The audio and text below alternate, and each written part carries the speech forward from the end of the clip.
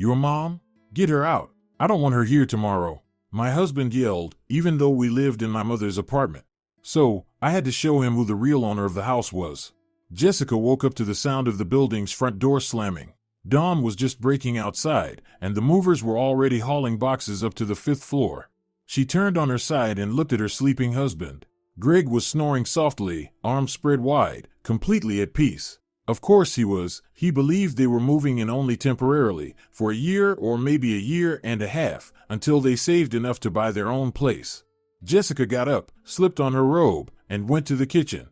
Her mother was already sitting at the table with a cup of strong tea. Margaret looked alert despite the early hour. At 67, she still had a fit figure, a sharp gaze, and the habit of waking up at 6, a routine built over 40 years of working as an engineer at a Detroit factory. Her mother nodded and pushed the teapot toward her. They drank their tea in silence, listening to the movers swearing as they tried to squeeze the couch into the elevator. Jessica knew what her mother was thinking. She knew Margaret wasn't exactly fond of Greg, though she'd never said it out loud. She just gave him that particular look sometimes, the way an experienced engineer examines a defective part. 3 years ago, when Jessica had married Greg, they'd rented a small one-bedroom apartment on the outskirts of Chicago. Greg had promised they'd buy their own place within a year. Then 1 year turned into 2. Then came talks about the recession, instability, and how it was wiser to wait. Margaret stayed silent, until one day she simply said, "Move in with me. The apartment's big. No point wasting money on rent." Greg didn't resist for long.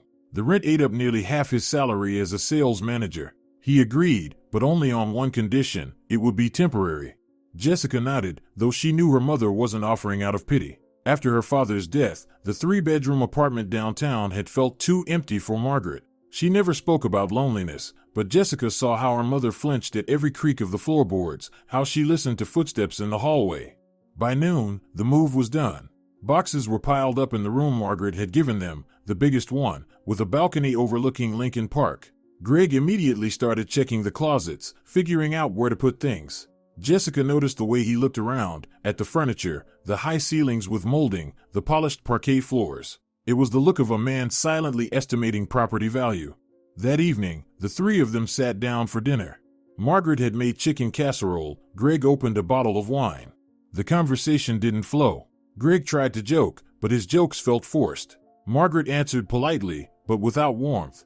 Jessica felt like a buffer between two people who tolerated each other only for her sake. That night, as they lay in the dark, Greg wrapped his arm around her and whispered that soon, very soon, they'd move out. He was already looking at options, comparing mortgage programs. Jessica said nothing. She had no intention of leaving. This apartment was her home, the home of her childhood. She had taken her first steps here, learned to read, sat by the window waiting for her father to come home from work. Her whole life was tied to these walls. A week after the move, Jessica came home earlier than usual. A court hearing had been canceled at the last minute, giving her an unexpected day off. As she climbed the stairs, the elevator, as usual, was out of order. She heard Greg's voice. He was talking on the phone, standing on the landing between floors. Jessica froze. His voice was low and tense, almost a whisper, but in the quiet stairwell every word was clear. Just a little longer. Everything's going to change soon. No, she doesn't know anything. I'm telling you, it's just a matter of time. 3 months, maybe 6 at most. Footsteps. Greg started climbing higher. Jessica turned and quietly stepped down one flight. Her heart was pounding, but her mind stayed sharp, professional reflexes. As a lawyer, she never jumped to conclusions without all the facts. She counted to 30, then went up to the apartment. Greg was sitting on the couch, phone in hand, looking calm. "You're home early. The case got postponed." He nodded and went back to his screen. Jessica walked into the bathroom, turned on the water, and stared at her reflection. She wasn't going to start a fight or demand explanations. Not until she knew what exactly was going on. Patience wasn't her strongest trait, but observation and gathering facts, those were in her blood. The next 2 weeks went by quietly. Too quietly. Greg started coming home late, tired but oddly content. More than once, Jessica noticed him texting someone, quickly putting his phone away whenever she came close. Margaret noticed something too. Jessica could tell by her mother's cautious glances at Greg. One Saturday morning, Greg suddenly announced he'd invited a friend over to take a look at the apartment. The friend, he said, was an interior designer who could give advice on refreshing the place. Jessica looked up from her coffee. Why? Well, look around, everything's old, from the 80s. We could make it more modern. Her mother sat at the table working on a crossword puzzle. She didn't lift her head, but Jessica saw her shoulders tense. Everything's fine here. The apartment's in great shape. I'm not saying it's bad, just that it could look better, fresher, more stylish. Greg, this isn't our apartment. He fell silent, clearly not expecting that. Margaret put her pencil down and looked at him with a calm, heavy gaze. There will be no renovations in my apartment without my approval. I've lived here for 39 years, and I like it just the way it is. Greg flushed. Annoyance flashed in his eyes, but he got himself under control, mumbled something about being misunderstood, and walked off to the bedroom. Jessica and her mother exchanged glances. No words were needed. An hour later, the doorbell rang. A man around 40, wearing a leather jacket and carrying a briefcase, stood on the threshold. Greg came out of the room and greeted him cheerfully. Jessica stayed in the kitchen, but the door was open. She heard everything. The man walked around the apartment, measuring with a tape, taking pictures of corners, talking about tearing down the wall between the kitchen and living room to make an open space. Greg nodded eagerly, discussing possibilities. Margaret came out of her room and stood in the doorway, arms crossed. Young man, who are you? I'm a designer. I was invited to evaluate the apartment's potential. This apartment is mine. I didn't invite you. Goodbye. Her voice was calm but firm. The man hesitated, glanced at Greg. Greg tried to intervene, but Margaret had already opened the front door. The designer quickly packed up and left. Greg stood in the hallway, red with anger. That was rude. What's rude is bringing strangers here without the owner's permission. I thought. You thought wrong. Jessica watched from the kitchen. Her mother was right, and Greg knew it. He turned and slammed the bedroom door. Margaret sat back down at the table, picked up her pencil, as if nothing had happened. But Jessica noticed her trembling fingers. 3 days later, Margaret received a certified letter. A notary informed her that a distant relative, her late husband's cousin, had died, leaving her a small piece of land outside Chicago. The lot wasn't big, just a quarter-acre with a rundown cottage, but it was in a promising area where new suburban communities were being built. That evening, Margaret showed the letter to her daughter. Greg was sitting nearby, and his eyes lit up. That's great news. Do you know how much land goes for in that area now? You could sell it, invest the money, or finally renovate the apartment. Jessica felt her stomach tighten. Our apartment. Interesting choice of words. Greg, it's my mother's property. She'll decide what to do with it. I'm just suggesting a reasonable option. Money in a savings account isn't earning anything. But if we... Margaret slipped the letter back into the envelope. Thank you for your advice, Greg. I'll think about it. Her tone made it clear the conversation was over. Greg understood and kept quiet, though irritation was written all over his face. Jessica could almost see his mind working, calculating, scheming. She'd known him for 5 years and could read him like an open book. Over the next few days, Greg grew pensive. He didn't bring up the land again, but Jessica caught his analytical glances. She kept busy with work, handling 2 complicated court cases, coming home late. Her mother would meet her with dinner. They'd sit in the kitchen, chatting about everyday things. Greg was usually already in bed or sitting at his computer with headphones on. One Friday evening, the doorbell rang. Jessica opened it and froze. A man in his mid-30s stood there with 2 huge duffel bags and an apologetic smile. Hey, Jessica, I'm Brian, Greg's brother. She barely remembered him. They'd only met a couple of times. Brian lived in another city, worked in sales. Now he was standing on the doorstep with all his stuff, clearly not just dropping by for a visit. Greg came out of the bedroom and hugged him. They patted each other on the back, laughing. Brian stepped into the living room, looking around in amazement. Wow, Greg, you didn't tell me the place was this nice. It's my mother-in-law's apartment, Greg said quickly. Got it. There was a note in Brian's voice Jessica couldn't miss, something between understanding and approval. Margaret came out of her room, drying her hands on a towel. Greg quickly introduced his brother. Brian just got divorced. He's got nowhere to stay. Can he crash with us for a couple of days until he finds a place? Margaret looked the guest over. Brian put on the most pitiful expression he could muster. I had an apartment, but it turned out to be in my ex-wife's name. She kicked me out. Can you believe it? I worked, brought in money, and she just threw me out. Like I was nothing. Greg nodded sympathetically. Jessica listened and knew something didn't add up. If the apartment was in his wife's name, then it was her property. Brian was clearly passing wishful thinking off as reality. Margaret paused, then nodded. Fine. You can use the small room, there's a cot in there. But there are rules. Quiet after 11 at night. Smoking only on the balcony, and even then so the smoke doesn't drift into the apartment. There's a guest shelf in the fridge, don't touch the rest. Any questions? Brian bobbed his head rapidly. Of course. I'm quiet, totally low-key. I'll be like a mouse. Jessica smirked to herself. A mouse with 2 duffel bags and a habit of living off other people. She'd seen dozens like him in court, the ones who always blame their failures on outside circumstances, the ones who think the world owes them. That evening, Brian settled at the table with a bottle of beer. He went on about his ex-wife, what a witch she was, how she tricked him, married him just for the apartment. Greg listened, chiming in, shaking his head. Jessica watched the performance in silence. Women these days are so calculating, all they care about is money and real estate. I loved mine, poured my soul into her, and she had the right to dispose of her own property. Brian stalled and looked at Jessica. What do you mean? The apartment was in her name.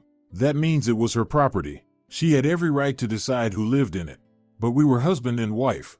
That doesn't automatically make her apartment yours. Family law doesn't work like that. Brian opened his mouth, then shut it.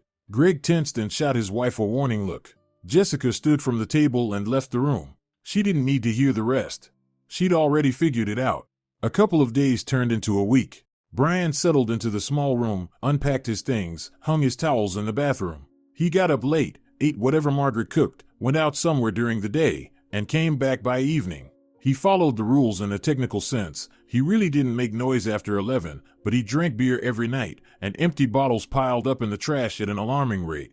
Jessica noticed how the brothers whispered when they thought no one could hear. How Greg showed Brian something on his phone and they both snorted, exchanging looks. She didn't intervene, she just logged it all away. Law practice had taught her, information is power. The more you know, the better prepared you are for whatever's coming.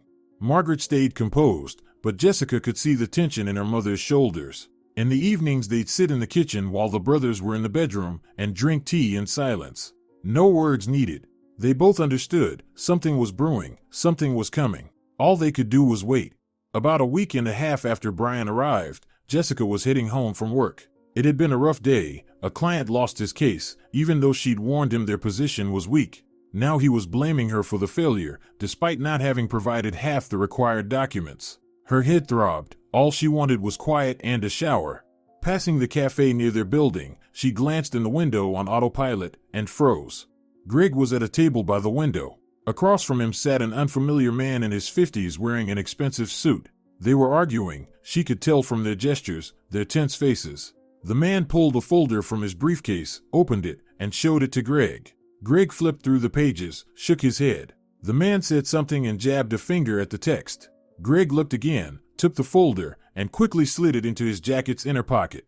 Jessica stepped away from the window and leaned against the building. Her heart beat steadily, her breathing stayed calm, but in her mind the chain was already forming. Unfamiliar man.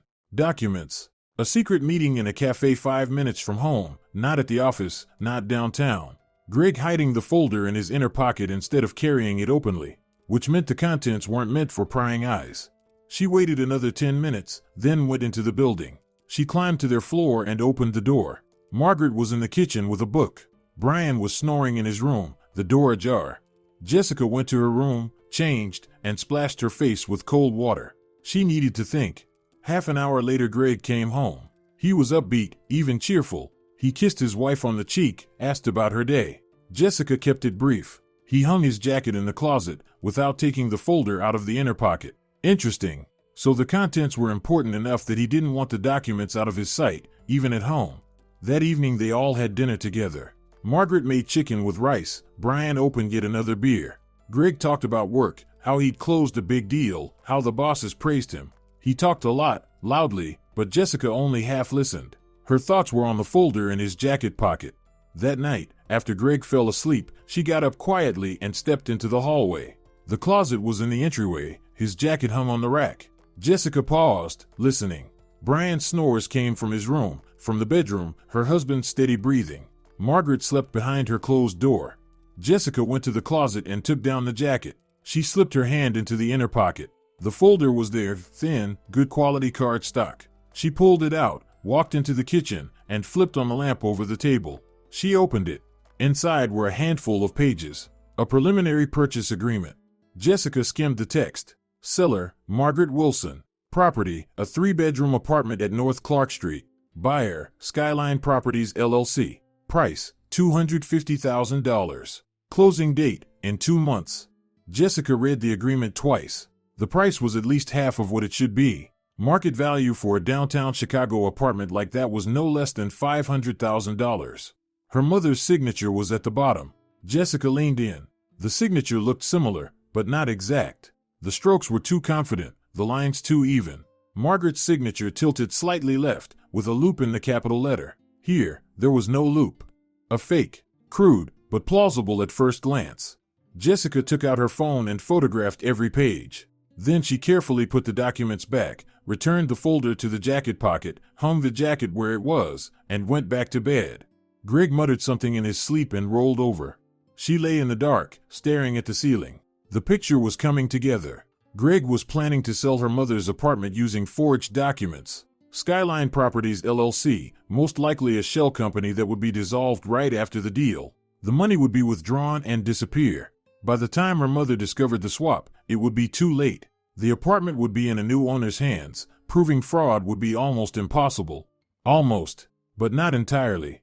Jessica closed her eyes. Tomorrow she'd start moving. She'd verify the buyer, find out who was behind it. She'd gather evidence. For now, she'd keep watching and act like she didn't know a thing. Greg had made a mistake bringing the documents home. Now she had time to prepare. In the morning she got up before everyone, got dressed, and left for work. At the office, she turned on her computer, went to the Illinois Secretary of State's website, and looked up Skyline Properties LLC. The company had been registered 3 months ago. Authorized capital, $10,000. Registered agent, 1 Robert Coleman. Business address, a mass registration site with over 100 companies listed there. Jessica searched the agent's name. Nothing. A ghost. She asked a private investigator she knew to dig deeper. He called back 2 hours later. Coleman was a front. The social security data was real, but the man had been dead for 3 years. Someone was using his identity to register companies. Classic setup: open a company, run a couple of deals, shut it down. Tracking the real owners was next to impossible. Jessica thanked him and hung up. So it was worse than she thought. This wasn't just one of Greg's schemes, it was a well-planned operation. Someone was behind him. Someone professional. The man from the cafe? Very possible. She opened the contract photos on her phone and studied every clause. The agreement was well drafted, no obvious errors. Someone had put in the time. That meant this was serious. Greg and his partners weren't going to stop. That evening, Jessica came home later than usual. She'd stayed at the office on purpose to think things through. The apartment was noisy. Brian and Greg were watching football, yelling at the TV, cheering for their team. Margaret was in her room with the door closed. Jessica walked over to her mother's room and knocked. "Come in." Margaret was sitting in an armchair with her knitting. Her face was calm, but her eyes looked tired. Jessica sat down on the edge of the bed. "Mom, how are you?" "I'm fine. Just tired of all the noise, but I'll survive." "Are they planning to stay much longer?" "Brian promised to move out next week. That's the 3rd week in a row he's promised, to be exact." Jessica nodded. She wanted to tell her mother about the documents, but something stopped her. Not yet. It wasn't time. She needed more information, a clear plan of defense, then she'd act. "Just hang in there a little longer." "I am. But you know, age catches up with you. I used to be able to sit in my room and tune out the noise when guests were over. Now it just grates on my nerves." Jessica hugged her. Margaret rested her head on her daughter's shoulder, and they sat there in silence for a few minutes. From the living room came the shouts of the brothers watching the game. Someone must have scored. The next day was Saturday. Jessica woke up early despite it being the weekend. Greg was sprawled across the bed, sound asleep. She got dressed and went to the kitchen. Margaret was already sitting at the table with a cup of tea. "Mom, let's go check out that property. See what's actually there." Margaret looked up, surprised. "Why?" "Well, it's all overgrown. The house is old. We might as well take a look at what you inherited. Maybe there's something we can do with it." Her mother thought for a moment, then nodded. They got dressed and left the apartment. Greg was still asleep, and Brian was snoring in his room. Jessica started the car, and they drove out of the city. The property was about 20 miles from downtown Chicago. The neighborhood really was promising. New cottages and townhouses were springing up everywhere. Land here was expensive. They turned off the main road onto a dirt path, passing several fenced plots with gates, and finally stopped by a crooked wooden gate. The house was small, one story, with peeling paint on the walls. The windows were boarded up, parts of the roof had caved in. The yard was overgrown with weeds taller than their knees. Margaret opened the gate, and they stepped inside. Well, look at this mess. Jessica glanced around. Yes, the house was beyond repair. It would have to be torn down. But the land itself was good, flat, with a gentle slope toward a tree line. If they demolished the ruins and built something new, it could make a great home, or a profitable sale, considering the property values in the area. Mom, how big is it? A quarter acre. And how much is land like this worth now? No idea. Jessica pulled out her phone and searched for listings in the area. Prices started at $150,000 for a quarter-acre lot. Not a bad inheritance. No wonder Greg's eyes had lit up when he heard about it. They walked around the property and peeked inside the house. It was empty inside, smelling of damp and mold. No furniture, and the floors were rotten. Margaret sighed. I remember when this place was beautiful. We used to come here in the summer when you were little. There was a garden, apple trees, cherry trees. Now it's all gone wild. We could restore it. What for? I don't need this. I'm not planning to live here. Then maybe sell it. Extra money never hurts. Her mother looked at her carefully. You're thinking about something. What happened? Jessica was silent for a moment, then decided it was time. Mom, I need to show you something. She pulled out her phone, opened the photos of the contract, and handed it over. Margaret took the phone and squinted at the screen. Her face slowly changed, first confusion, then realization, then anger. What is this? A forged contract to sell your apartment. I found it in Greg's jacket pocket. When? 2 nights ago. Margaret scrolled through the photos and stopped at the signature. That's not my signature. I know, which means the contract is invalid. But Greg doesn't know that. He thinks he's going to pull it off. Her mother gave the phone back and walked to the window. She stood there, staring at the overgrown garden. Her shoulders were tense, her hands clenched into fists. Jessica waited. She knew her mother needed time to process it. So he planned to sell my apartment. My apartment, the one I've lived in for 40 years. The one you were born in. The one where your father and I built our life. Her voice was quiet, but the rage in it made Jessica shiver. Yes, using forged documents, through a shell company. Take the money and disappear. And you said nothing? I only found out 2 days ago. I needed to verify the information, see who he's working with, what he's planning. Now I know more. The buyer company is a shell. The listed agent, a dead man whose identity someone's using. It's a professional setup. Margaret turned around. Her face was pale, but her eyes were burning. What do you suggest? For now, nothing. We'll keep watching and gathering evidence. He'll slip up sooner or later. Then we'll take him down. Her mother nodded. All right, I trust you. They drove back to the city in silence. Jessica kept her eyes on the road, thinking through her next steps. Margaret looked out the window. As they neared home, she suddenly said, You know, I'm not surprised. I always felt something was off about Greg. Too smooth, too perfect. People like that can't be trusted. Then why did you agree to our marriage? Because you loved him. And I didn't want to stand in the way of your happiness, even if I didn't believe in it myself. Jessica parked in front of the building, turned off the engine, and looked at her mother. I don't love him anymore, if you're wondering. Margaret took her hand and squeezed it. I know. It shows. They went upstairs. Greg was in the kitchen with a mug of coffee. Brian was frying eggs. Both looked cheerful. Oh, you're back. Where'd you go? Went to check out the property I inherited. How was it? Neglected. The house is falling apart, the yard's overgrown. Greg and Brian exchanged glances. Something flickered between them that Jessica couldn't quite read, but it was gone in a moment. Greg smiled. Well, land's always an asset. You can fix it up, sell it, or keep it. Mom's still deciding. Of course. No rush.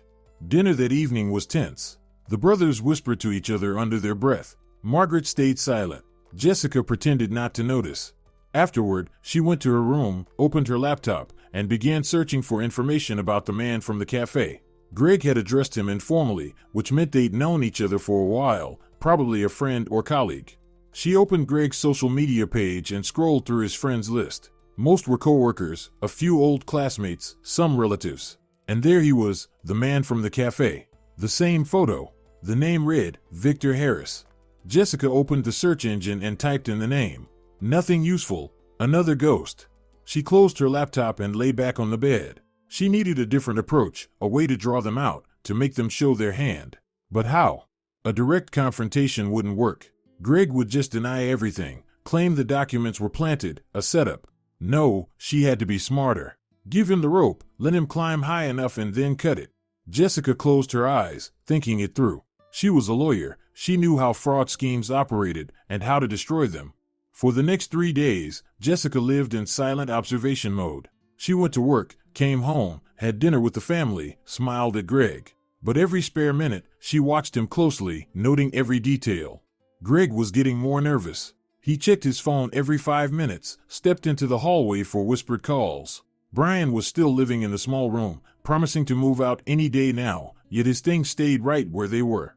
On Tuesday evening, while Greg was in the shower, Jessica checked his jacket again.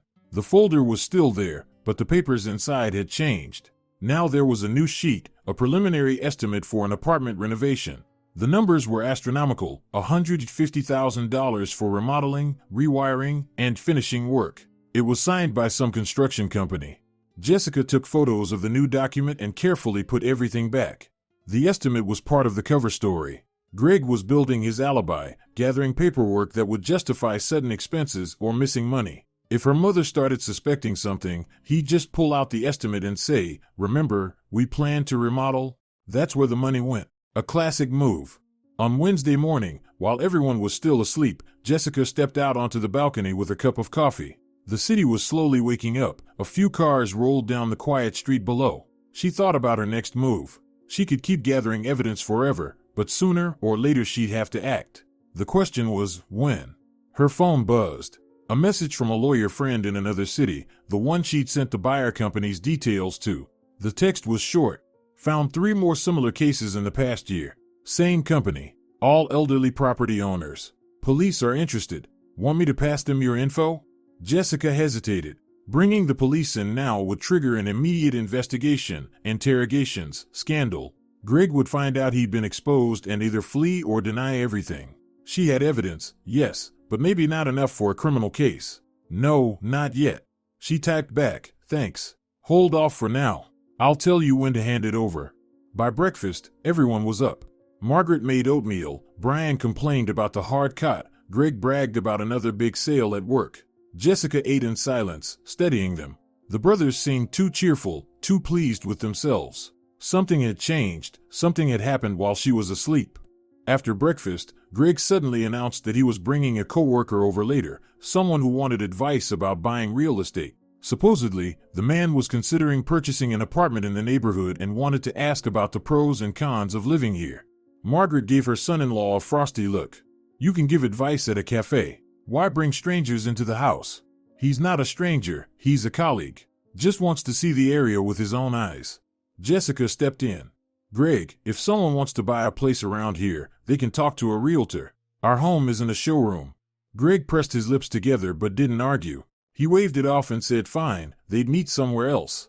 Jessica watched him leave. A colleague interested in real estate, most likely Victor from the cafe. They were clearly preparing for the next phase, inspecting the property from the inside.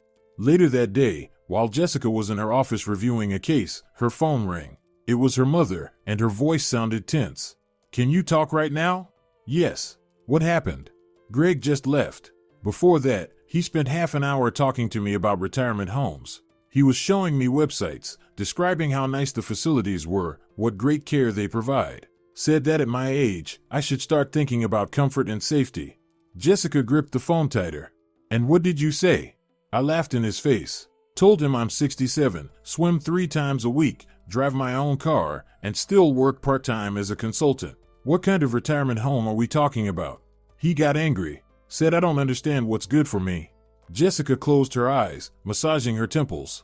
Greg was moving into the offensive, which meant time was running out. Something was pushing him to speed things up. "Mom, stay strong. Don't let him get to you. I'll be home soon, and we'll talk." She ended the call and leaned back in her chair. Greg's plan was becoming clear. He wanted to convince Margaret to move out voluntarily so that once the apartment was empty, he could pull off the sale with no witnesses. A retirement home would make the perfect cover, comfortable, safe, for her own good. The apartment would technically still be hers but practically vacant. That's when he'd strike.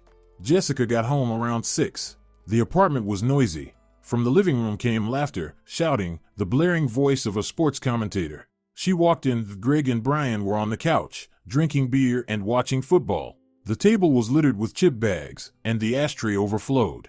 Her mother sat in her room with the door closed. Jessica glanced at the clock, 6:30 p.m. Quiet hours weren't until 11, but the game was at full volume, and it was obvious they wouldn't stop anytime soon. She walked into the living room, grabbed the remote, and switched off the TV. Greg and Brian stared at her. "What the hell are you doing? Mom's got a headache. Turn it down or go watch somewhere else. It's early. The game just started. I don't care. It's her apartment. If she's uncomfortable, you'll respect that." Brian tried to smooth things over. "Jessica, we're not being loud. You're yelling across the whole apartment. Pack up and go to your friend's place or a sports bar. You're not watching it here." Greg stood up, his face red. "You've got some nerve. This is my home too." "No, Greg. This is my mother's home. You're a guest here, and if a guest doesn't know how to behave, the guest is asked to leave." The brothers exchanged glances. Brian was the first to back down and started gathering his stuff. Greg clenched his fists but didn't argue. 5 minutes later, they both walked out. Jessica watched them leave, then went to her mother's room. Margaret sat in her armchair with her eyes closed. When Jessica entered, she opened them and gave a tired smile. "Thank you. Don't mention it. They just forgot where they are." Her mother nodded. Jessica sat beside her and took her hand. "Mom, be honest, is this getting too hard for you?" "I'm just tired. I'm not used to having so many people around. After your father died, I lived alone for 3 years, got used to the quiet. Now it's constant noise, chatter, beer, cigarette smoke. Greg cleans up sometimes, but Brian, he's completely out of control. He'll move out soon. He's been promising for a month. I'll make sure of it." They sat together until late, chatting about small things. Greg came back close to midnight, drunk and angry. He walked straight to the bedroom without saying a word, collapsed onto the bed, and fell asleep instantly. Jessica lay down beside him, still dressed, staring into the darkness, listening to his snoring. Just a little longer, and the masks would fall. The next morning, Greg woke up hungover. He stomped around the apartment, scowling, throwing things around. Over breakfast, he tried to start a conversation about how rude Jessica had been last night, kicking them out. But she silenced him with one cold look, and he shut up. Brian didn't show up until lunchtime. He looked disheveled, reeking of alcohol. He sat at the kitchen table and gulped down a glass of water. Margaret was making lunch, ignoring him completely.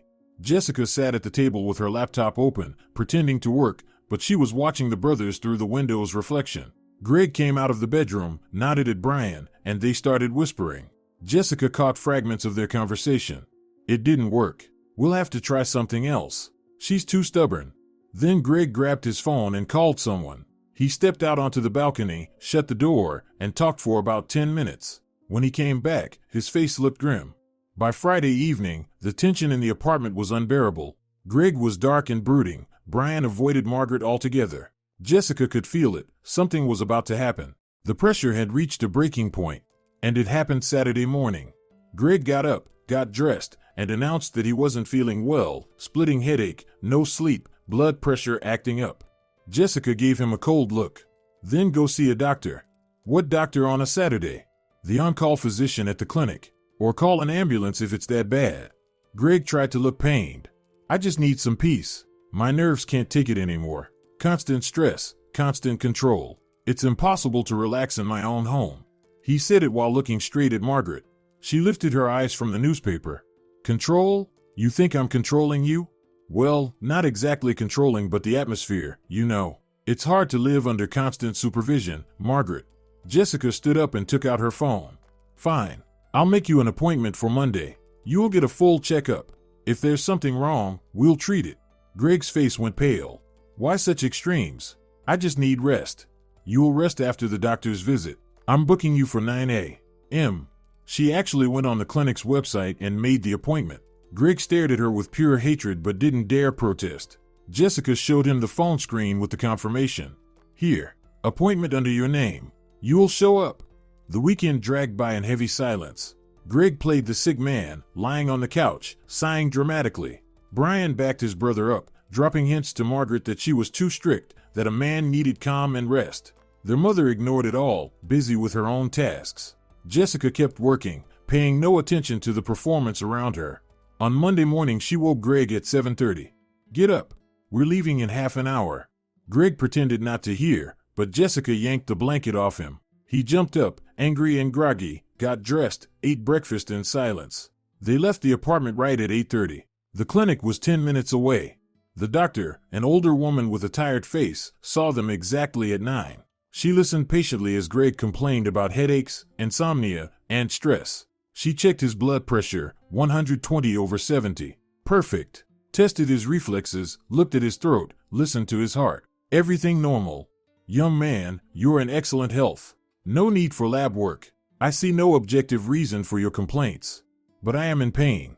The doctor peered at him over her glasses.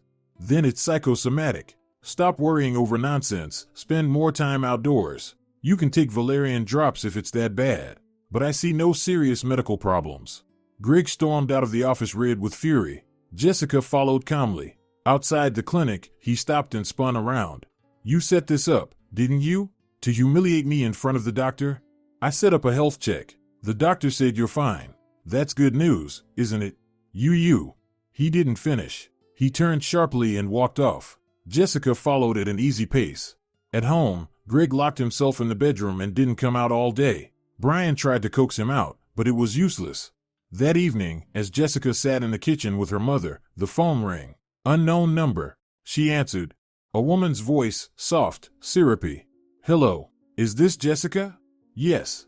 This is Linda, Greg's mother. It's been a while since we talked. I just wanted to see how you're doing.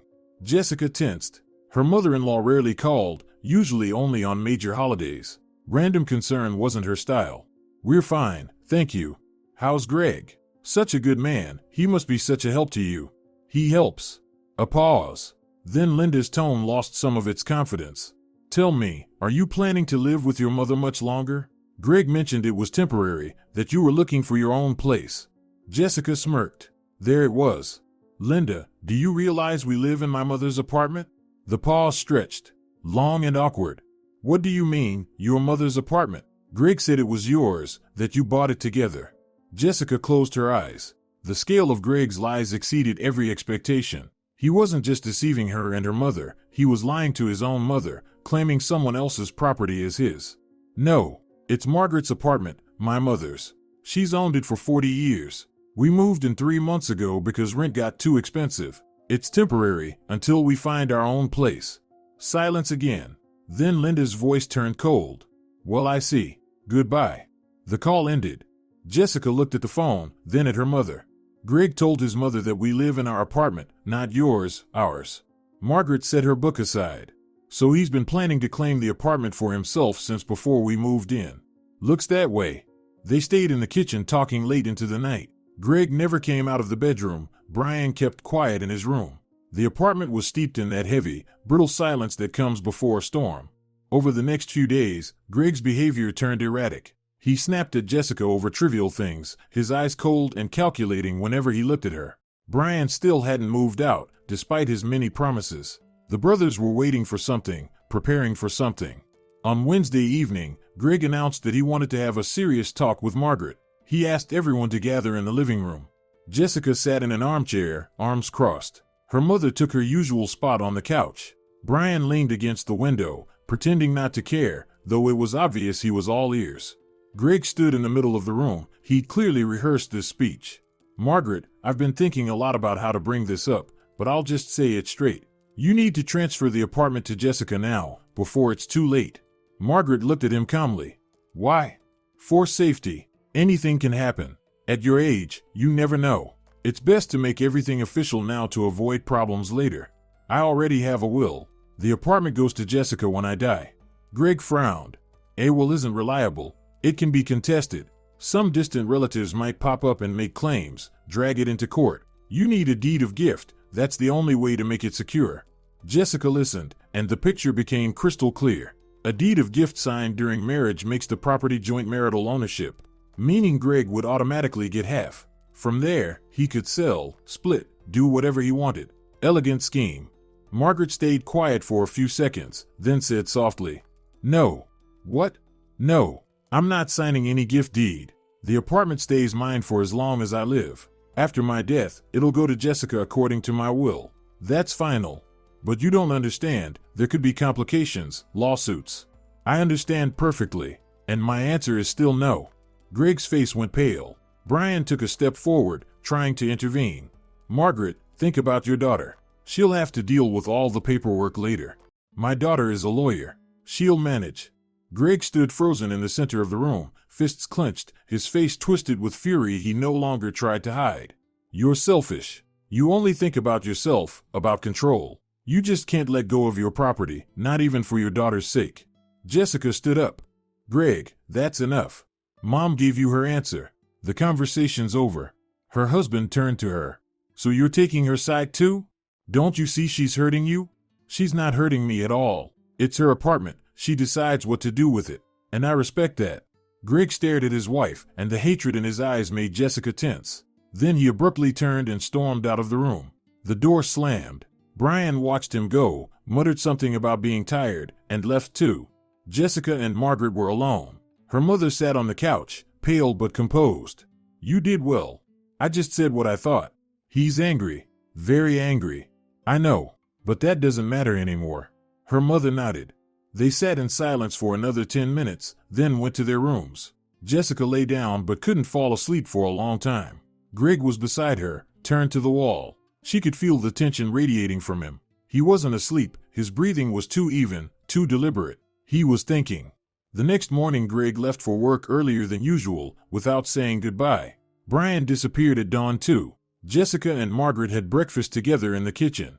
Outside, the rain fell steadily, gray and cold. "Mom, aren't you scared?" Margaret looked up from her cup.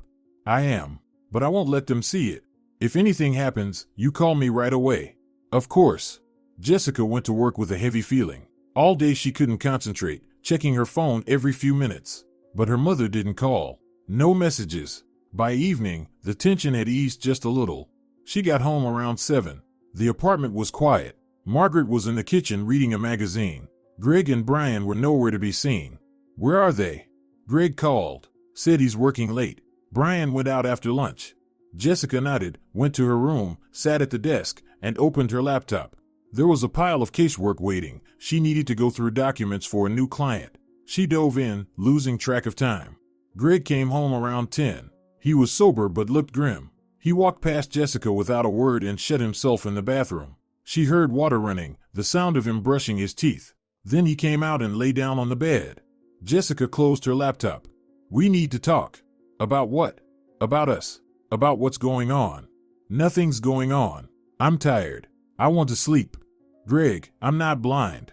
I see the way you look at my mother, the way you talk to me. Something's wrong." He turned toward her, his eyes dark and dangerous. "You want to know what's wrong? I'm sick of living in someone else's apartment, sick of feeling like a guest, sick of your mother deciding how we live. It's her apartment, she has every right. And I don't have a right to my own life, my own home? You do. You can rent or buy your own place and live however you want. With what money? You know our situation. Rent's expensive, the bank won't give us a mortgage. The only real option is this apartment. But your mother clings to it like it's her last breath." Jessica looked at him, realizing he genuinely believed every word. He'd convinced himself that he deserved the apartment, that her mother was unfair, that the world owed him something. "Greg, don't you think you've gone too far? My mom's lived here for 40 years. This is her home, her life. We came here temporarily, out of her kindness. And instead of being grateful, you are demanding she give up her property to you? I'm not demanding it for myself. I'm asking her to put it in your name. Yours, you understand? You're her daughter. But you want the apartment to become joint property so you can control it." Greg went silent, caught. He knew Jessica had seen through his plan, but he wasn't about to admit it. "I just want us to have our own home. That's a normal desire. Then save money and buy one. But don't count on my mother's apartment." She lay down and turned to the wall. Greg sat on the edge of the bed for another 10 minutes, then lay down too. They lay back to back, a chasm of silence between them. The next few days passed in a cold war. Greg spoke to Jessica only when necessary. Brian still lived in the small room but had become quieter, almost invisible. Margaret stayed calm, going about her business, ignoring the tension around her. On Saturday morning, while Jessica was in the kitchen, the doorbell rang. She opened it and froze. Standing there was the same man from the cafe, Victor. He smiled and held out his hand. "Hello, I'm a friend of Greg's. He said I could stop by." Jessica didn't shake his hand. "Greg didn't mention that." "Really? Strange. He told me yesterday that today would be fine." "Well, all right, I'll call him later." Victor stepped back, but Jessica stopped him. "Wait, you're Victor Harris, right?" The man froze. "Yes. How do you know?" "Greg mentioned you." She closed the door without another word and went back to the kitchen. Margaret was sitting at the table with a cup of tea. "Who was that?" "Greg's friend. The same man he met in the cafe." Her mother nodded. Jessica took out her phone and sent a text to her lawyer friend. "You can forward the information to the police now. We're ready for an investigation." The reply came a minute later. "Got it. Sending it today." Jessica put down her phone. It had begun. Things would move quickly now. The police would start digging into the company, open an investigation, call people in for questioning. Greg would find out the scheme had been exposed. Then he'd either run or go on the offensive. She had to be ready for both. Greg came home around noon. He was jumpy, fidgety. He kept checking his phone, staring at the screen, then shoving it back into his pocket. Jessica pretended not to notice. She finished cooking, set the table. Brian came out of his room and sat down. Margaret joined them last. They ate in silence. Greg kept glancing at his phone. Finally, he couldn't stand it. He got up and went out to the balcony, talking on the phone for 15 minutes. His voice was tense, though the words were muffled. When he came back, he was pale. After lunch, Jessica went to her room. Half an hour later, she heard Greg and Brian arguing heatedly in the living room. Their voices were low, but the tone was unmistakably angry. Then the front door slammed. Someone had left. That evening, Greg sat in the living room with a bottle of beer, staring into space. Jessica walked past him toward the kitchen. He called out, "Jessica, wait. I need to tell you something. We need to talk, seriously." "Go ahead." Greg hesitated, searching for words. "I know I haven't been great lately. Stress, work, everything. But I want you to know, I love you, and I want the best for us." Jessica looked at him without emotion. "Go on." "I think we should move out. Rent a place, small, maybe, but ours. Just the two of us. Know your mom, no constant pressure. We could start fresh. And how exactly are we paying for that?" "I'll save up. Borrow from friends. We'll figure something out." Jessica stood up. "Greg, that's enough. Mom gave you her answer. The conversation's over." Her husband turned to her. "So you're taking her side too? Don't you see she's hurting you?" "She's not hurting me at all. It's her apartment. She decides what to do with it. And I respect that." Greg stared at his wife, and the hatred in his eyes made Jessica tense. Then he abruptly turned and stormed out of the room. The door slammed. Brian watched him go, muttered something about being tired, and left too. Jessica and Margaret were alone. Her mother sat on the couch, pale but composed. "You did well. I just said what I thought. He's angry. Very angry. I know. But that doesn't matter anymore." Her mother nodded. They sat in silence for another 10 minutes, then went to their rooms. Jessica lay down but couldn't fall asleep for a long time. Greg was beside her, turned to the wall. She could feel the tension radiating from him. He wasn't asleep. His breathing was too even, too deliberate. He was thinking. The next morning Greg left for work earlier than usual, without saying goodbye. Brian disappeared at dawn too. Jessica and Margaret had breakfast together in the kitchen. Outside, the rain fell steadily, gray and cold. "Mom, aren't you scared?" Margaret looked up from her cup. "I am. But I won't let them see it. If anything happens, you call me right away." "Of course." Jessica went to work with a heavy feeling. All day she couldn't concentrate, checking her phone every few minutes. But her mother didn't call. No messages. By evening, the tension had eased just a little. She got home around 7. The apartment was quiet. Margaret was in the kitchen reading a magazine. Greg and Brian were nowhere to be seen. "Where are they?" Greg called. "Said he's working late." Brian went out after lunch. Jessica nodded, went to her room, sat at the desk, and opened her laptop. There was a pile of casework waiting. She needed to go through documents for a new client. She dove in, losing track of time. Greg came home around 10. He was sober but looked grim. He walked past Jessica without a word and shut himself in the bathroom. She heard water running, the sound of him brushing his teeth. Then he came out and lay down on the bed. Jessica closed her laptop. "We need to talk." "About what?" "About us. About what's going on." "Nothing's going on. I'm tired. I want to sleep." "Greg, I'm not blind. I see the way you look at my mother, the way you talk to me. Something's wrong." He turned toward her, his eyes dark and dangerous. "You want to know what's wrong? I'm sick of living in someone else's apartment, sick of feeling like a guest, sick of your mother deciding how we live. It's her apartment, she has every right. And I don't have a right to my own life, my own home? You do. You can rent or buy your own place and live however you want. With what money? You know our situation. Rent's expensive, the bank won't give us a mortgage. The only real option is this apartment. But your mother clings to it like it's her last breath." Jessica looked at him, realizing he genuinely believed every word. He'd convinced himself that he deserved the apartment, that her mother was unfair, that the world owed him something. "Greg, don't you think you've gone too far? My mom's lived here for 40 years.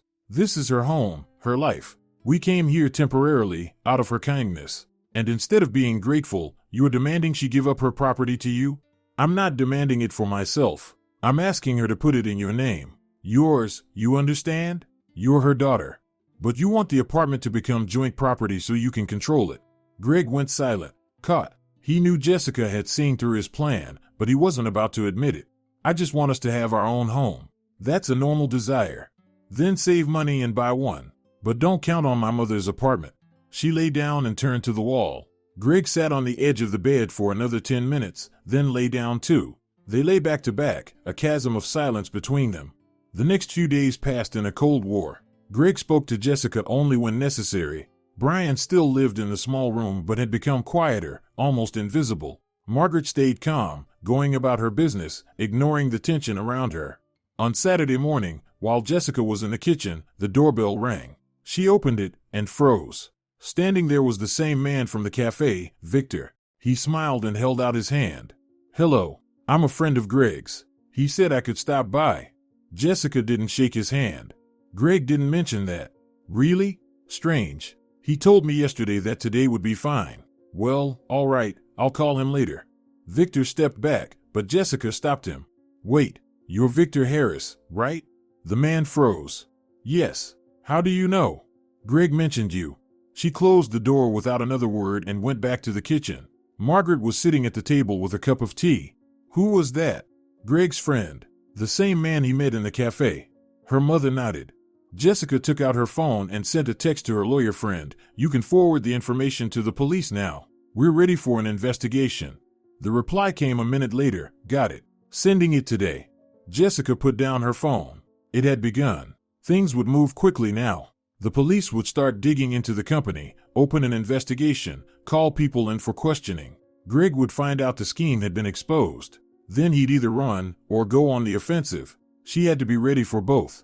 Greg came home around noon. He was jumpy, fidgety. He kept checking his phone, staring at the screen, then shoving it back into his pocket. Jessica pretended not to notice. She finished cooking, set the table. Brian came out of his room and sat down. Margaret joined them last. They ate in silence. Greg kept glancing at his phone. Finally, he couldn't stand it. He got up and went out to the balcony, talking on the phone for 15 minutes. His voice was tense, though the words were muffled. When he came back, he was pale. After lunch, Jessica went to her room. Half an hour later, she heard Greg and Brian arguing heatedly in the living room. Their voices were low, but the tone was unmistakably angry. Then the front door slammed. Someone had left. That evening, Greg sat in the living room with a bottle of beer, staring into space. Jessica walked past him toward the kitchen. He called out, "Jessica, wait. I need to tell you something. We need to talk, seriously." "Go ahead." Greg hesitated, searching for words. "I know I haven't been great lately. Stress, work, everything. But I want you to know, I love you, and I want the best for us." Jessica looked at him without emotion. "Go on. I think we should move out. Rent a place, small, maybe, but ours. Just the two of us. Know your mom, no constant pressure." We could start fresh. And how exactly are we paying for that? I'll save up. Borrow from friends. We'll figure something out. Jessica raised an eyebrow. Borrow from friends? Or from the same friends who helped you forge that contract? Greg's face twitched, but he forced a smile. What are you talking about? Don't start with your paranoia again. I'm not paranoid, Jessica said quietly. I just see what's right in front of me. He stood up abruptly, the chair scraping against the floor. You'll regret talking to me like that. I already regret a lot more than that, Greg. For a moment, they stared at each other, her calm and cold, him trembling with contained rage. Then Greg turned and slammed the door on his way out. Jessica exhaled slowly, gripping the edge of the counter until her knuckles turned white. The walls seemed to hold their breath too. The storm was coming, and she was ready for it. Early in the morning, Jessica got up, dressed in a formal suit, and gathered all the documents into a folder, checking that everything was in order. Greg was asleep on the couch in the living room, curled up, still in his clothes. She left the apartment quietly, not waking him. The police station was an old gray building with peeling paint on the walls. Jessica climbed to the third floor and found the right office. Detective Morrison turned out to be a man in his 50s, with a tired face and sharp, observant eyes. He gestured for her to sit and switched on the recorder. For the next 2 hours, Jessica told him everything she knew about moving into her mother's apartment, about Greg's strange behavior, about the forged documents, Victor Harris, and the shell company. She laid printed photos on the desk, showed him files on her laptop. Morrison listened carefully, took notes, and asked clarifying questions. When she finished, the detective leaned back in his chair and sighed heavily. I see. It's clear now. Your husband was part of an organized group specializing in real estate scams targeting elderly property owners. The scheme's well established. They forge documents, sell the apartments through shell companies, cash out, and vanish. For such cases in the past year, one elderly woman ended up homeless. 2 others have been in court for over a year. Jessica nodded. She already knew this from her lawyer friend, but hearing it officially was still hard. What happens now? We'll summon your husband for questioning. If he confesses and cooperates, that'll work in his favor. If not, he'll be charged as part of a criminal group. Since you stopped the fraud before any damage was done, the charges will likely be lighter, attempted fraud, not a completed offense. And what should I do? For now, nothing. We'll contact you if we need additional statements. My advice? Change the locks in your apartment, just in case. Jessica walked out of the police station feeling hollow. She had set a process in motion, one that would now move on its own, beyond her control. Greg would be called in, questioned, and most likely charged. Their marriage was officially over. She got home around noon. The apartment was unusually quiet. Greg was gone, and Brian sat in the kitchen with a suitcase at his feet. I'm moving out. Found a place with a friend. Sorry for the trouble. He hurried out without even saying goodbye to Margaret. The door slammed. Her mother came out of her room, looking at Jessica with a silent question. I was at the police station. Gave my statement. Margaret nodded. You did the right thing. They sat in the kitchen and poured tea. Jessica told her about the detective, about how Greg would soon be called in. Her mother listened calmly, expressionless. You know, I'm not surprised. I've been watching him for the past month. I saw how he was changing, getting more nervous, aggressive, secretive. I even wrote a statement to the police myself, just in case, and kept it in my purse. I wanted to see how far he'd go, to give him a chance to come to his senses. Jessica stared at her mother in surprise. You knew? I suspected. When you've lived long enough, you learn to read people. Greg was never honest. Too smooth, too perfect on the surface. People like that are always hiding something. Why didn't you say anything? Because it's your life, your choice. I couldn't interfere. I could only watch and be ready to help when you needed me. Jessica took her mother's hand. Thank you. There's no need to thank me. I'm your mother. It's my job to protect you, even when you're grown. Greg came home late that night. He looked exhausted and drunk. He walked into the living room and collapsed on the couch. Jessica didn't speak to him, giving him time to sober up. They would talk in the morning. But the next morning unfolded differently. At 9 o'clock, the doorbell rang. Jessica opened it. On the doorstep stood a man in his 40s, wearing a cheap suit and holding a briefcase. Good morning. Greg sent me. I'm a real estate appraiser, need to inspect the apartment to determine market value. Jessica frowned. Greg didn't mention anything to me. The man shrugged. I don't know. He called me yesterday and asked me to come by this morning. Just then, Greg came out of the bedroom. He looked sober, though his eyes were bloodshot. Seeing the appraiser, he nodded. "Come in, Howard." The man stepped inside and began pulling instruments from his briefcase. Jessica stopped him. "Hold on. Whose apartment do you think this is?" The man hesitated. "Well, I assumed it was yours." "It's not. This is my mother's apartment, and no appraisal is happening without her permission." At that moment, Margaret appeared. She gave the stranger a cold look. "Who are you, and what do you want?" Howard clearly hadn't expected this. He fumbled, glancing toward Greg for backup. "I'm an appraiser. Your son-in-law asked me to assess the apartment. You see, at your age, it's time to start thinking about." Margaret cut him off with a sharp gesture. "Thinking about what, exactly?" "Well, about making decisions regarding your property while you're still capable. It's best to handle these things early, sell, invest, plan ahead." His tone was rehearsed, like a door-to-door salesman. Jessica saw her mother's shoulders stiffen. "Young man, I'm 67. I am fully competent, healthy, both physically and mentally. I have a daughter who is my heir, and all my documents are in order. I don't need your appraisal or your advice. Goodbye." The man tried to object. "But you understand, the market's changing. It's better to sell now, before prices drop." Jessica took him firmly by the elbow and led him to the door. She said, "Goodbye. Don't make us say it twice." Finally, he realized he wasn't wanted. He quickly gathered his things and left, mumbling apologies. Jessica shut the door and turned to Greg. "Are you out of your mind? After everything that's happened, you bring some con man here to appraise someone else's property?" Greg stood pale, fists clenched. "I was trying to help, to make sure your mother gets a fair offer, an honest evaluation." "Liar. You were trying to pressure her, scare her about her age, push her into a rash decision." Margaret walked past him into her room and returned with a thick folder. She placed it on the hall table and opened it. "Here, Greg, take a good look. This is the deed confirming my sole ownership of the apartment. This is the property title. And this," she said, laying another paper down, "is my notarized will, signed 3 years ago. According to it, the apartment goes to Jessica after my death." She laid out a few more documents.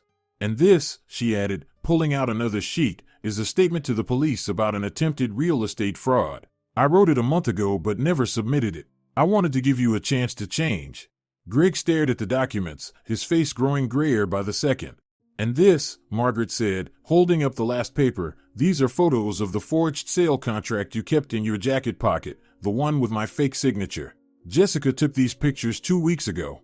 Silence filled the room. Greg stood swaying, staring at the evidence spread before him. His entire plan had collapsed, every secret exposed. You were spying on me?" His voice was hoarse. "We were protecting ourselves from a fraud." Jessica stepped forward, gathered the documents back into the folder, and looked him straight in the eye. "You have 24 hours to decide. Either you go to the police yourself and confess everything, cooperate with the investigation, maybe you'll get a suspended sentence, or we file this report, and they'll come for you as part of an organized crime group. Your choice." Greg dropped to his knees, literally collapsed onto the hallway floor and grabbed Jessica's hands. "Please forgive me. I'm begging you. I get it now. I was an idiot. Just give me a chance, I'll change. I'll never do anything like this again. Never." He was crying, real tears streaming down his face, his nose running. Jessica looked down at him and felt only disgust. The man who'd played the confident, all-powerful husband just yesterday was now sobbing at her feet like a child. "Get up. Please, don't destroy my life. I'll change, I swear." I said, "Get up." Greg stood, wiping his face with his sleeve. Margaret was standing in her doorway, watching the scene without emotion. "Mom, what do you think?" Her mother was silent for a moment, then said slowly, "I'm willing to give him one chance. One last chance. But under very specific conditions." Greg nodded quickly, desperate to agree to anything. "Here are the conditions," Margaret said, her tone calm and firm, like a news anchor reading a statement. "You'll write a full confession, everything you planned, in detail, with names of accomplices and how the scheme worked. It'll be notarized and kept with us as insurance." Greg nodded. "You'll cut off all contact with Victor Harris and anyone else involved. Delete their numbers, block them on social media, erase them from your life." "Okay. You'll go to the police and give your statement, tell them everything you know about the scheme. Cooperate completely." Greg went pale but nodded again. "And one more thing." Margaret paused. "You move out. You'll rent a room and live separately for 6 months. That's your probation period. If, after 6 months, you prove you've truly changed, we'll consider the possibility of continuing the marriage. If not, we file for divorce and submit everything to the police. Where am I supposed to go? I don't have money for rent. To your mother's. As far as I know, she has a spare room. Greg stood there, processing the terms. Jessica could almost see his mind working, weighing his options. Finally, he nodded. All right, I agree. To everything. Then start packing. You're leaving today. Greg went into the bedroom and began shoving clothes into bags. Jessica and Margaret stayed in the hallway. Her mother looked at her. Are you sure you want to give him that chance? I'm not sure, but it's worth trying. If he really changes, good. If not, we have everything we need. Wise. They went to the kitchen and sat down at the table. From the bedroom came the sounds of Greg packing, muttering under his breath, dropping things, starting over. An hour later he came out with 2 large bags. His face was red, his eyes swollen. He opened his mouth to say something, but Jessica stopped him with a gesture. Tomorrow at 10 a.m. at the notary's office. I'll text you the address. Greg nodded and walked out. The door slammed behind him. The apartment fell silent. Jessica and Margaret sat in the kitchen, saying nothing. Outside, rain drummed against the windows, thin streams running down the glass. The next morning they spent at the notary's office. Greg showed up on time, disheveled, sleepless, holding a handwritten confession on 5 pages. Jessica read it carefully. He described the entire scheme in detail, names, dates, sums. The notary certified the document and gave each party a copy. The original stayed with Margaret. Afterward, Greg went to the police. Jessica walked him to the building but didn't go inside. He disappeared through the doors, and she went home. She spent the rest of the day waiting, not knowing what was happening. That evening, Greg called. I gave my statement. The detective said that counts as cooperation, might mean a suspended sentence. Good. I moved out of my mom's place. Found a room, $1,000 a month. I'm looking for a second job to pay for it. Think you can handle it? Jessica, Goodbye, Greg. She hung up. She didn't want to hear his apologies, promises, or vows. Words meant nothing anymore, only actions did. Days turned into weeks. Greg called every 3 days, giving short updates about his life. He found a second job as a courier, worked 14-hour days, rented a small room in a boarding house, lived frugally. The investigation continued, and he was called in for more questioning. Victor Harris had been arrested and started cooperating as well. Jessica lived alone with her mother now, peacefully, without constant tension or the feeling of walking on glass. They had dinner together, watched movies, talked about work and life. The apartment felt like home again, not a battlefield. 3 months passed. Greg kept working, paying rent, calling with reports. He asked to visit, but Jessica refused. Too soon. The probation wasn't over yet. One evening, as she and her mother sat in the kitchen, Margaret suddenly asked, "Have you forgiven him?" Jessica thought for a moment. "I don't know. I understand what he did, and why he did it. But forgiveness is something else. Do you still love him?" "No. Love died the moment I saw that forged contract. What's left now is just habit, formality." "Then why are you keeping him on probation?" Her mother studied her closely. "I don't know. Maybe I'm giving him a chance to change. Maybe it's pity. Or maybe I just don't want to make a final decision yet." "Are you afraid of being alone?" Jessica smiled faintly. "No, I'm not afraid of loneliness. I'm afraid of making the wrong choice, kicking him out and regretting it, or keeping him and regretting it forever." Margaret took her daughter's hand. "You're strong. You'll handle whatever comes. I'm not holding you to this marriage. If you want to leave, leave. If you want to stay, stay. It's your choice, and I'll support you either way." Jessica squeezed her mother's fingers. "Thank you." They sat there for a long time, holding hands in silence. Outside, darkness thickened, and the lights in the neighboring buildings flickered on one by one. 6 months passed. The probation was over. Greg called and asked to meet. They agreed on a cafe near the house. Jessica arrived on time. He was already there, sitting by the window. Greg had changed. He'd lost weight, looked tired and older, a streak of gray in his hair. He seemed worn down, but there was something new in his eyes, maybe humility, maybe surrender. Hi. They ordered coffee and sat in silence. Greg spoke first. "I've changed. I really have. I've learned a lot, about myself, about life, about what matters and what doesn't." Jessica listened without interrupting. I'm working 2 jobs, paying rent, saving a little. I don't drink, I stay away from shady people. I've been seeing a therapist, trying to work through my issues. I'm different now. She looked at him and could see he was telling the truth. He really had changed on the outside, but inside. Greg, have you changed, or are you just afraid? He fell silent, staring into his coffee for a long time. Maybe both. At first, it was fear of prison, fear of losing everything. But later I started thinking about who I'd been, what I'd done, and I felt ashamed, deeply ashamed. Jessica nodded. I believe you're ashamed, Jessica said softly, but that's not enough. What would be enough? Time. A lot of it. Years, maybe. Enough for me to know this isn't just another act, not some performance for me and my mom. Enough to believe you've truly changed. Greg lowered his head. So we're not together? Formally, yes. We're still married on paper. But in reality, there's a canyon between us. I don't know if it can ever be crossed. He nodded slowly, accepting it. I understand. I'll wait. As long as it takes. They finished their coffee and said goodbye. As Jessica stepped out into the street, the first thing she felt was relief. She didn't want him back. She didn't want to share a home with him again, or a bed, or plans for the future. The love was gone, and all that remained was the shell of a marriage. That evening she sat with her mother in the kitchen, telling her about the meeting. Margaret listened quietly, not interrupting. What will you do now? I'm not sure yet. I need time to think. Maybe I'll file for divorce in a year. Maybe sooner.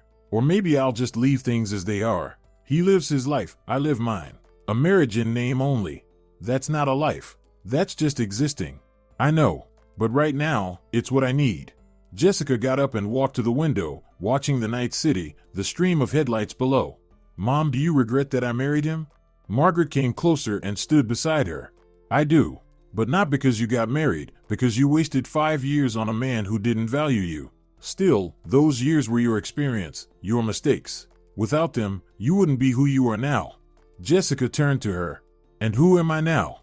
Strong, smart, someone who won't let anyone manipulate her. You don't tolerate disrespect. You don't forgive betrayal. That's how it should be. A woman must know how to protect herself. Jessica hugged her mother. They stood together by the window, looking out at the city lights. Thank you for being here. I'll always be here. Another month passed. Greg kept working, living on his own, calling once a week. Jessica's replies were short, polite, detached. She wasn't cruel, just indifferent. Her feelings had burned out completely. No love, no anger, not even pity. One evening she sat in her bedroom sorting through old photographs. Their wedding, she in a white dress, he in a suit, both smiling. Their first tiny apartment, cluttered but cozy. A vacation by the sea, tanned, laughing, in love. She looked at those photos and didn't recognize herself. That girl seemed naive, foolish, blind, someone who believed in fairy tales, and forever, and happy endings. Life had proven harsher. Jessica put the photos back into the box and pushed it onto the top shelf of the closet. The past should stay in the past, remembered, but not ruling the present. She glanced at the gold wedding band on her finger. Simple, without stones. They'd picked it together 5 years ago, thinking it symbolized eternity. Now it was just a piece of metal.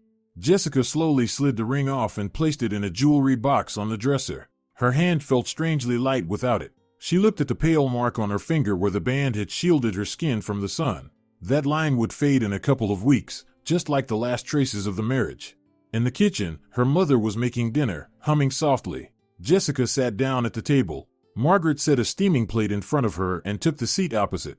You took off the ring. It wasn't a question, just a statement. Yes. You've decided? Not yet, but it's the first step. Her mother nodded. They ate in silence, then washed the dishes together. An ordinary evening, simple, calm. No drama, no tension. Jessica went to her room and lay down on the bed, staring at the ceiling. The future was foggy, uncertain. Maybe she'd file for divorce in 6 months. Maybe in a year. Or maybe she'd stay like this, married on paper, free in every other way. Greg called a few more times over the next several months. Each time he asked to meet, and each time Jessica refused. She didn't need his apologies or his attempts to come back. She had built a new life without him, and she liked it. A year passed since Greg had moved out.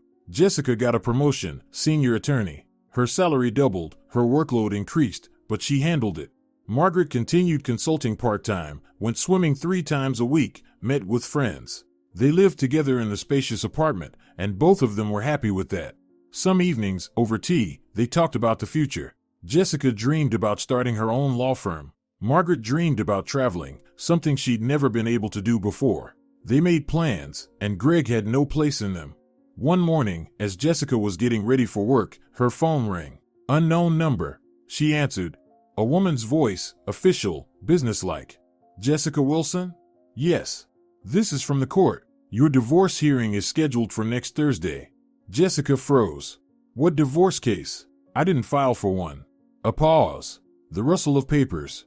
Apologies, it was filed by your husband, Greg, about a month ago. You should have received the paperwork. Jessica remembered there had been a certified letter she never picked up. So Greg had decided to end it himself. All right, I'll be there. She hung up.